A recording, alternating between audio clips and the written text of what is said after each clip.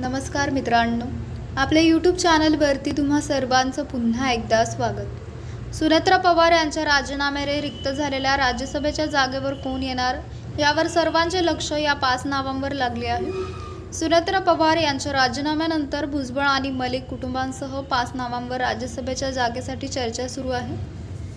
महाराष्ट्राच्या राजकारणातील पवार विरुद्ध पवार लढाईच्या पार्श्वभूमीवर उपमुख्यमंत्री सुनेत्रा पवार यांनी विधानसभेत आपली नवी इनिंग सुरू करण्याचा निर्णय घेतला आहे। बारामती विधानसभा पोटनिवडणुकीत दिवंगत पती अजित पवार यांचा विक्रम मोडून मिळवलेल्या प्रचंड विजयानंतर त्या राज्यसभा सोडणार हे निश्चित होते। बुधवारी त्यांनी दिल्लीत उपराष्ट्रपतींची भेट घेऊन आपला राजीनामा सादर केला। आता सर्वात मोठा प्रश्न हा आहे की त्यांच्यामुळे रिक्त झालेल्या राज्यसभेच्या जागेसाठी पक्ष कोणाची निवड करणार। पक्षाच्या सूत्रानुसार राष्ट्रवादी काँग्रेस पक्षात या जागेसाठी तीव्र स्पर्धा आहे।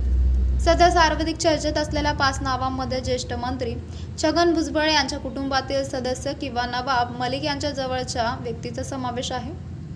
याशिवाय आनंद परांजपे, अविनाश आदिक आणि विक्रम काकडे यांच्या नावाचाही विचार केला जात आहे। पक्षाचे हायकमांड अशा चेहऱ्यांच्या शोधात आहे जो दिल्लीत पक्षाचे प्रभावीपणे प्रतिनिधित्व करू शकेल। संघटनात्मक पदांवरील नियुक्त्या प्रलंबित आहेत।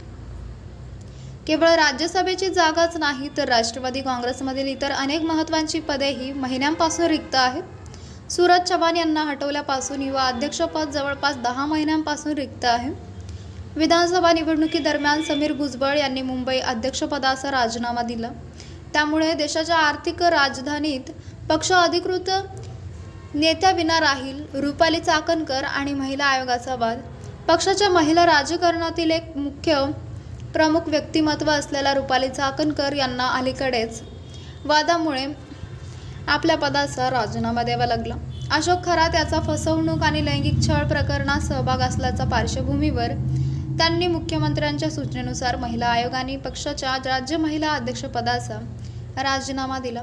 आता या संवेदनशील पदांवर एका निष्कर्ष आणि आक्रमक महिला नेत्यांची नियुक्ती करण्याचे आव्हान यापुढे आहे, पक्षापुढे राहणार आहे। तर मित्रांनो, आपल्याला काय वाटतं? आपली प्रतिक्रिया आम्हाला कमेंट बॉक्सच्या माध्यमातून नक्कीच कळवा।